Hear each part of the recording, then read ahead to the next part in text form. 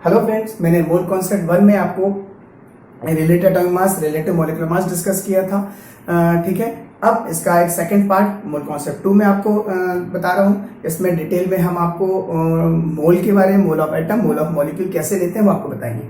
First of all अगर देखें 1 mole equal to 6.023 into 10⁻23, this number is called as Avogadro number, Avogadro's number. ठीक है, ध्यान रखना। अब अगर देखा जाए तो Avogadro number, this number is dedicated to Avogadro, क्योंकि एवोगाड्रो के नाम पर डेडिकेटेड है, क्योंकि एवोगाड्रो ने साइंस की रिसर्च में एक डायरेक्शन दिया था।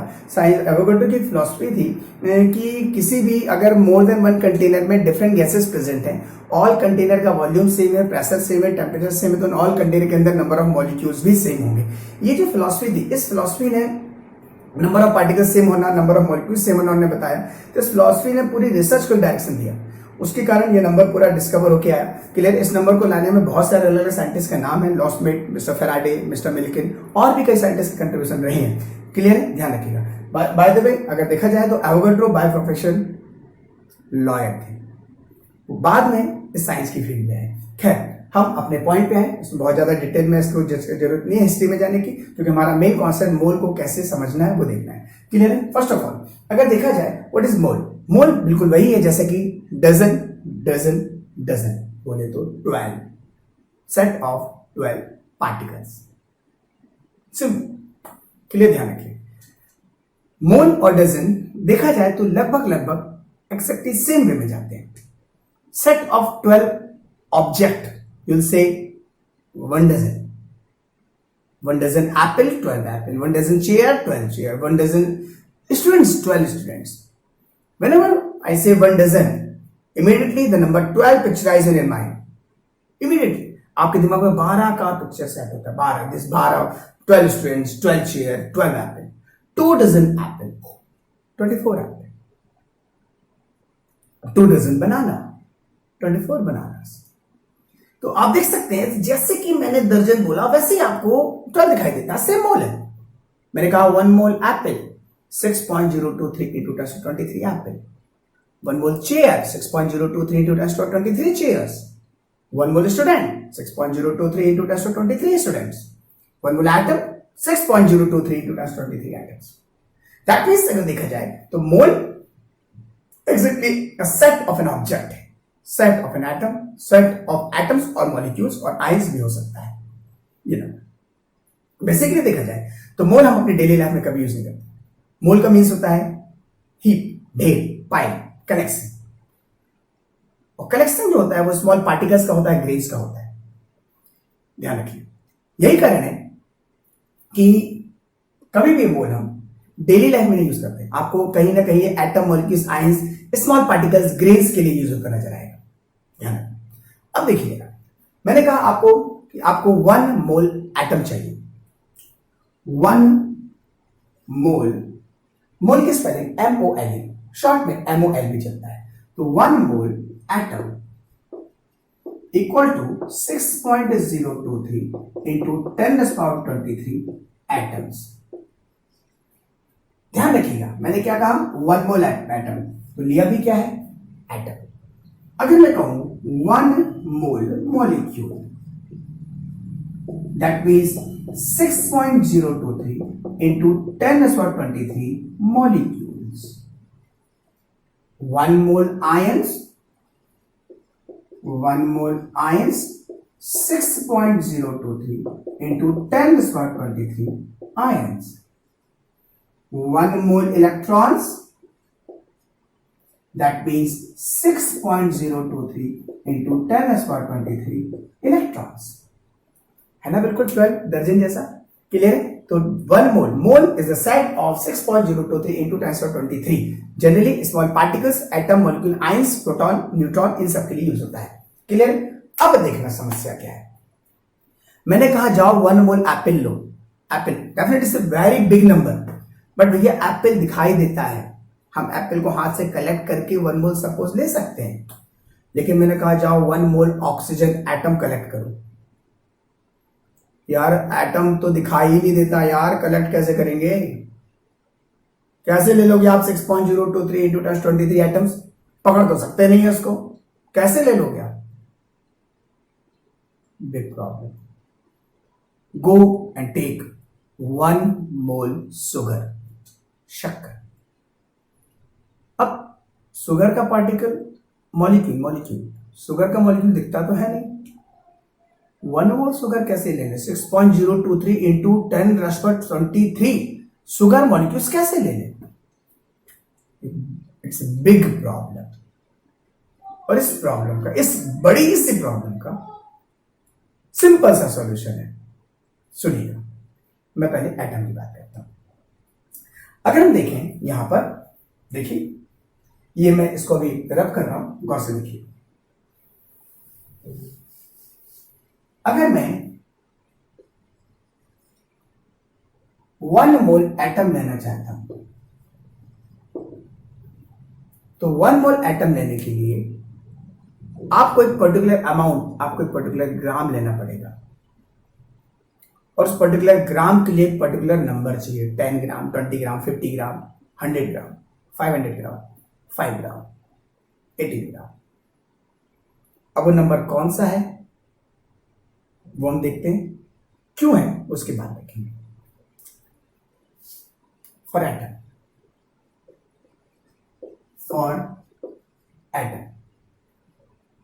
Oxygen, nitrogen, sodium. Oxygen 16 AMU, this is known as relative atomic mass. Nitrogen 14 AMU, this is known as relative atomic mass. Sodium 23 AMU, this is known as relative atomic mass. In the last video I told you about the relative atomic mass. Clear? ये oxygen के लिए, ठीक है. ये सारी की सारी values 1 atom के रिस्पेक्ट में है. अब देखिए, for 1 mole atom, oxygen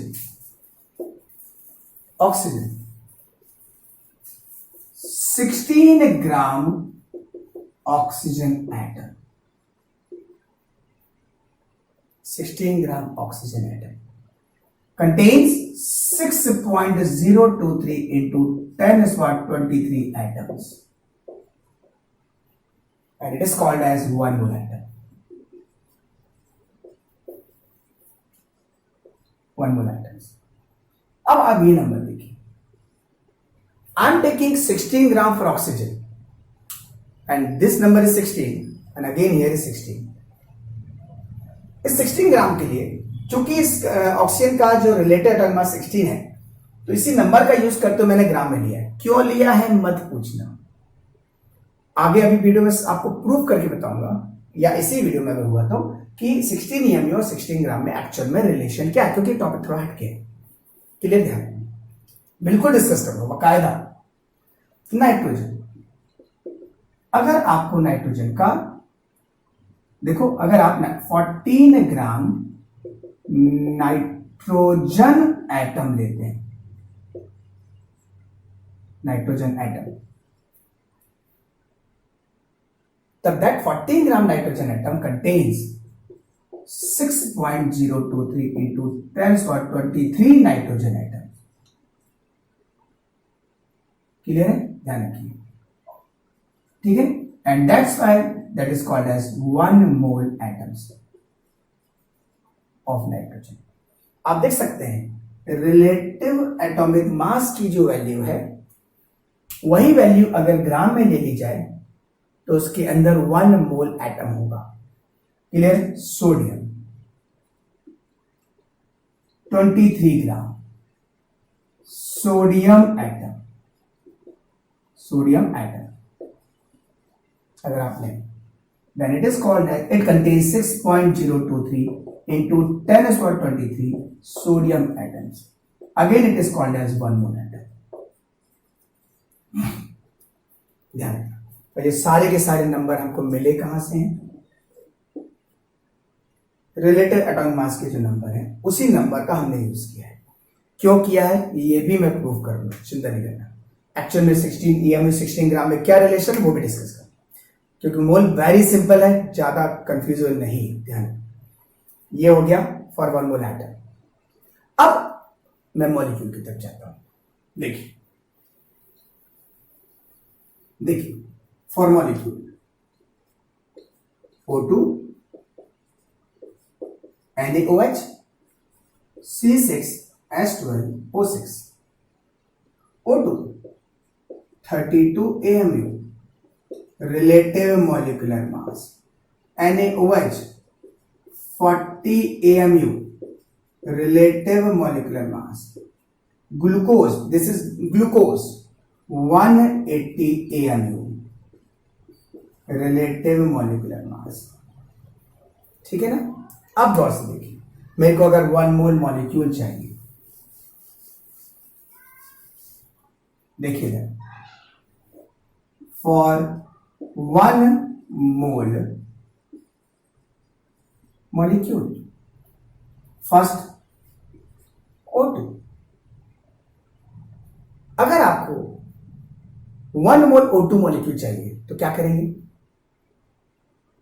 32 AMU, मैं इस 32 नंबर का यूज करूं, 32 ग्राम O2 अगर आप लेते हो तो 32 ग्राम O2 contains 6.023 into 10⁻23 molecules। What is this? Molecules। क्या कंटेन कर रहा है वो? मॉलिक्यूल्स। इसके अंदर एटम को देखने की कोशिश मत करना, भी ध्यान रखना, वो कॉन्सेप्ट अलग है, ठीक है, ध्यान रखना। अभी मैंने मॉलिक्यूल की बात कर रहा हूं, ठीक है। ये क्या हो गया, 1 mole molecule, 1 mole molecule, clear है। अगर मैं NaOH लेके चलूं, मैं उल्टा लिख रहा हूं, मुझे अगर 1 मोल मॉलिक्यूल चाहिए, that means 1 mole molecules, that means 6.023 into 10⁻23 molecules चाहिए। Okay, then I'll take 40 gram NaOH। This is the number, this is the number, but ये ग्राम है, ध्यान रखना, ये ग्राम है। Related atomic mass, related molecular mass पूरा detail में काफी जाके मैंने लास्ट वीडियो में दिखाया हुआ है। ये पूरा सिंगल मॉलिक्यूल से डील हो रहा है, इसके अंदर 1 मोल मॉलिक्यूल है, 1 मोल। नंबर 40, यहाँ 40 नंबर पर सेम दिख रहा है, बट ये 40 ग्राम, ये 40 AMU दोनों अलग अलग है। It deals with 1 molecule, it deals with 1 mole molecule. कैसे है वही प्रूफ करेंगे हम, चेक करना। C6H12O6 180 ग्राम आप ग्लूकोज लो, तब it contains 6.023 into 10⁻23 molecules, 23 molecule, again it is called as 1 mole molecule।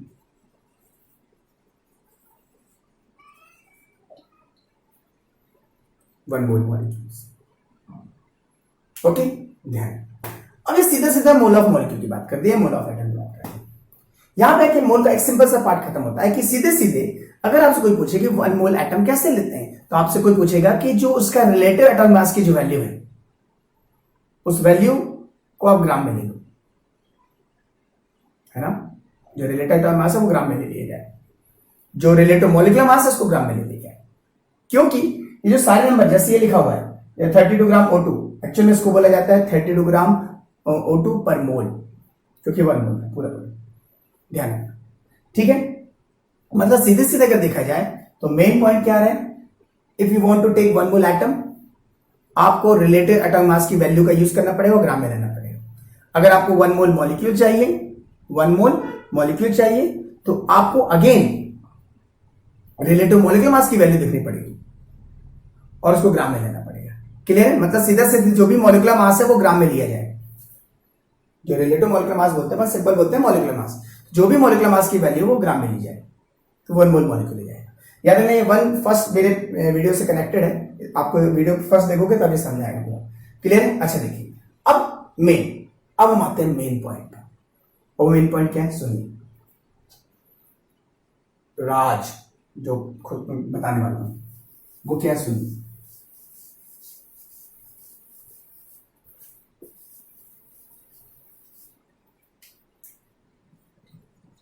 For atom, oxygen के केस में अगर देखें तो एक नंबर है 16 AMU और एक नंबर है 16 gram. What is the basic difference between that? Actually इस 16 और 16 में क्या रिलेशन है? लास्ट वीडियो मैंने आपको बताया था कि ये जो 16 AMU है ये 1 एटम के मास को रिप्रेजेंट करता है AMU के रिस्पेक्ट में, ऑक्सीजन के 1 एटम के मास को। AMU क्या है? मास ऑफ 1 न्यूक्लियन। ठीक है, ध्यान रखना। मतलब देखना, अगर आपके पास एक लड्डू है, 1 लड्डू, और उस लड्डू का वेट 2 ग्राम है, तो 100 लड्डू का वेट कैसे निकालोगे? इनटू 100 कर दो, तो 100 लड्डू का वेट आ जाएगा। Very good. इसी तरह से अगर आपके पास 1 एटम का मास अवेलेबल है, आप चाहो तो कैलकुलेट करके देख लेना, या बोर्ड पे तो चलेगा। अगर आपके पास 1 एटम का मास है तो आप 1 मोल एटम का मास निकाल सकते हैं। चलिए ट्राई करते हैं। 16 AMU जस्ट AMU के रिस्पेक्ट में ऑक्सीजन के 1 एटम के मास को वो इंडिकेट कर रहा है, ये एग्जैक्ट मास नहीं है। हम ऑक्सीजन के 1 एटम का एग्जैक्ट मास निकालते हैं। देखिए 16 into 1 AMU equal to 1.67 into 10⁻⁻⁻24 gram. 1 nucleon का मास है, ऑक्सीजन के अंदर 16 न्यूक्लियन होते हैं। 1 न्यूक्लियन के मास में 16 से मल्टीप्लाई कर दो तो 1 ऑक्सीजन एटम का मास आ जाता है, यानी कि जो 1 लड्डू का मास बोल रहा था मैं। चलो करो मल्टीप्लाई, 1.67 इंटू 10⁻⁻24 ग्राम। आंसर आता है 26.72 into 10⁻⁻24 gram. What is this? Mass of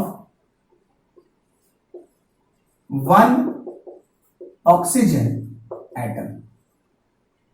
Mass of 1 oxygen atom, 1 Laddu का मास जैसा है वैसे। एक लड्डू का मास मिल गया, 1 ऑक्सीजन एटम का मास मिल गया। अब आपको कितने ऑक्सीजन एटम का मास चाहिए? Avogadro number 6.023 into 10⁻23। अब देखिए जरा, आप 26.72 इंटू 10⁻⁻24 इंटू 6.023 इंटू 10⁻23 मल्टीप्लाई करो। This is the mass of 1 atom. Multiply करो एवोगाड्रो से तो आपको 1 मोल एटम का मास निकल आएगा। निकालिए, मल्टीप्लाई करिए, आंसर आता है 16 ग्राम। चेक कर लेना, -24, 23, -1 बचेगा, डेसिमल में सेट करना, 15.99 समथिंग कुछ आंसर आता है। 15.99 समथिंग कुछ आंसर आता है। क्लियर है? जो ओवरऑल हम उसको 16 ग्राम ले लेते हैं अप्रोक्सीमेटली। चाहो तो ट्राई करके देख लीजिए। अब गौर से देखिए, ये जो 16 ग्राम आया, ये क्या आ गया? This is the mass of 1 mole oxygen atom.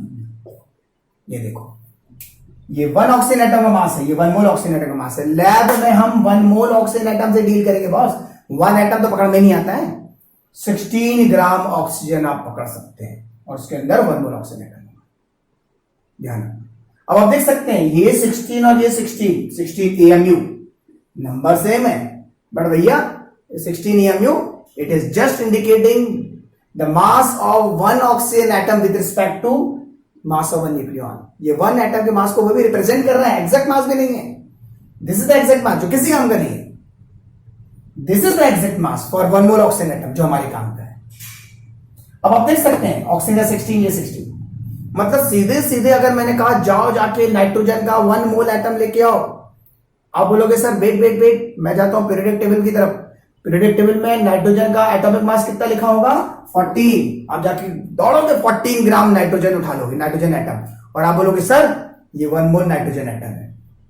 बोलो कैसे? बोले ऐसे हमने निकाला। मतलब पीरियोडिक टेबल में जो एटॉमिक मास रिप्रेजेंटेड है वही ग्राम में ले लिया जाए तो 1 मोल एटम होगा। उसी हिसाब से मॉलिक्यूल भी जाता रहता है। मॉलिक्यूल में भी वही चीज चलती है, आप चाहो तो करके देख लो।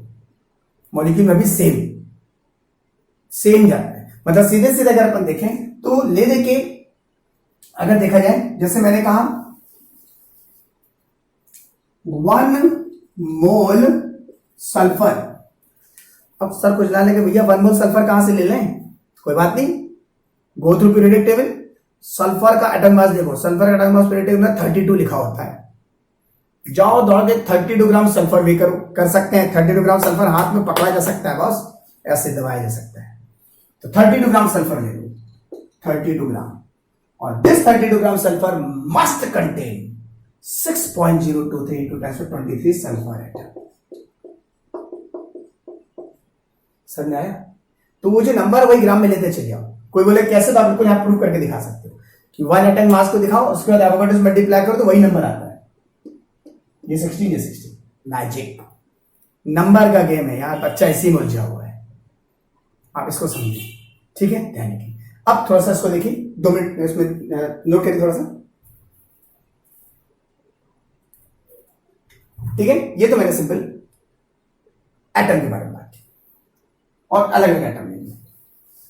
अब आप बोलोगे सर मॉलिक्यूल में भी ऐसे होता है क्या, या कि कहीं पे भी निकाल के देंगे हर एक के साथ ऐसे होगा? मेरा बिल्कुल ऐसे ही होगा, बिल्कुल होगा। एक काम करते हैं ना, मैं NaOH के लिए डील करके दिखा देता हूं आपको। कैलकुलेटर साथ में रखियो, फटाफट कैलकुलेशन करियो, ध्यान रखिए। चलो NaOH 40 AMU, 40 AMU ये है relative molecular mass dealing with 1 molecule. चलिए, for 1 mole molecule, for 1 mole molecule,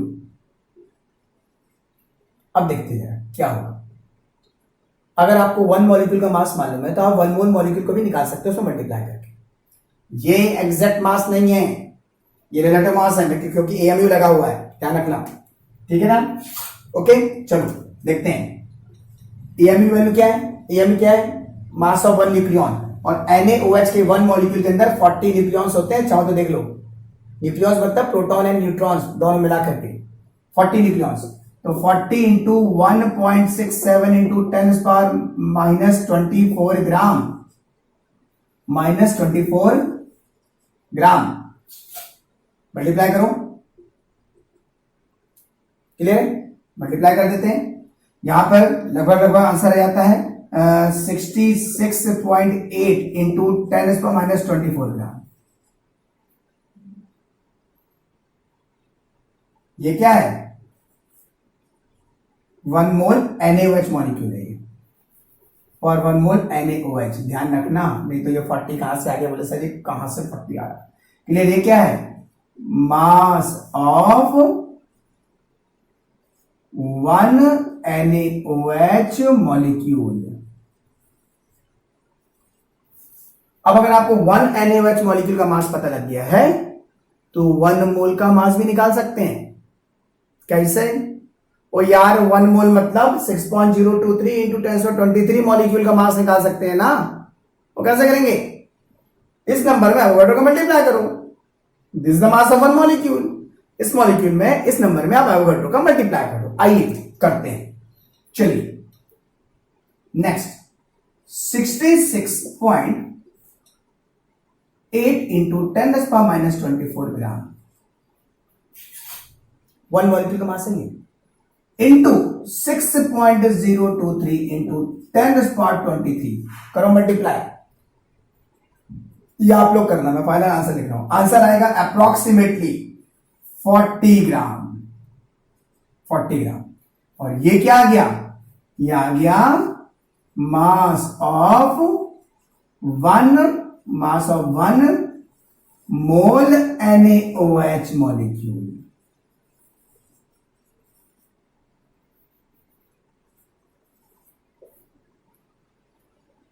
ध्यान रखिए, मास ऑफ 1 मोल NaOH मॉलिक्यूल, सही है, गुड।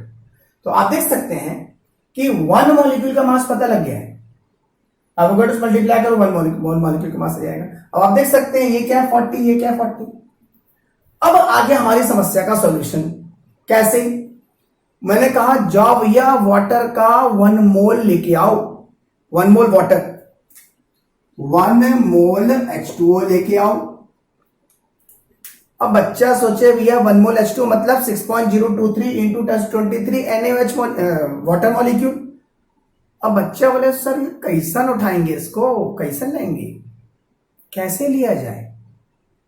कोई बात नहीं, हम H2O के अंदर प्रेजेंट हाइड्रोजन ऑक्सीजन के टोटल न्यूक्लियस का नंबर निकाल लेते हैं, उससे नंबर तो पता लग जाएगा। ऑक्सीजन कितना होता है 16, हाइड्रोजन में 1 होता है, 2 हाइड्रोजन इसलिए 2, टोटल आया 18। मतलब इस वक्त H2O का यदि हम मोलर मॉलिक्यूलर मास बोले तो 18 आ रहा है। क्या आ रहा है? 18। मतलब सीधे सीधे आपको यदि 1 मोल H2O चाहिए तो आप 18 ग्राम H2O डालो, खत्म। कोई बोले ऐसे कैसे, बता देना ऐसे कैसे, क्लियर है? ये 18 ग्राम है, 18 ग्राम H2O हाथ में लिया जा सकता है, बीकर में रखा जा सकता है, टेस्ट ट्यूब में रखा जा सकता है, पिया जा सकता है, ध्यान, ठीक है। 1 मॉलिक्यूल या 1 एटम से हम डील कभी नहीं करते हैं, हम लैब में हमेशा 1 मोल मॉलिक्यूल और 1 मोल एटम से डील करते हैं। इसलिए जब जब आपसे कोई बोले, जब जब हम मोल कॉन्सेप्ट पढ़ेंगे, हर बार मैंने कहा ऑक्सीजन का एटॉमिक मास, आपने बोला 16, ठीक है, तो अब मैं बोलूं 1 मोल लेने के लिए कितना लेंगे, आप बोलोगे 16 ग्राम, ध्यान रखना। NaOH का मॉलिक्यूलर मास 40, तो 1 मोल NaOH के लिए कितना लेंगे 40 ग्राम। ग्लूकोज का मॉलिक्यूलर मास 180, तो ग्लूकोज का 1 मोल लेने के लिए कितना लेंगे 180 ग्राम। 1 मोल मीन्स 6.023 इंटू 1023। समझ आया? वेल, तो मोल से रिलेटेड मैंने कुछ प्यारी प्यारी बातें करी, इससे रिलेटेड बहुत सारे मेडिकल, बहुत सारी चीजें, काफी वास्ट में जाता है पूरा टॉपिक अगर मैं स्कूल के साथ कंपटीशन को टच करूं तो, बट एक्सट्रीमली बेसिक है। आप लोग से विनती है कि आप किसी भी तरह से इस टॉपिक को लाइटली ना लें, क्लियर है? अगर आप 12th बहुत अच्छे से पास होना चाहते हैं तो भी, और कंपटीशन की अगर तैयारी करना चाहते हैं बॉस, तो ये टॉपिक आपसे बहुत अच्छे से बनना ही चाहिए, वरना फिजिकल केमिस्ट्री में तो जय श्री राम, जय बजरंगबली, फिर तो प्रॉब्लम हो जाएगी, ठीक है, ध्यान रखना, क्लियर है? तो भगवान बचाएगा फिर अगर नहीं बनेगा, ठीक है। Thank you very much.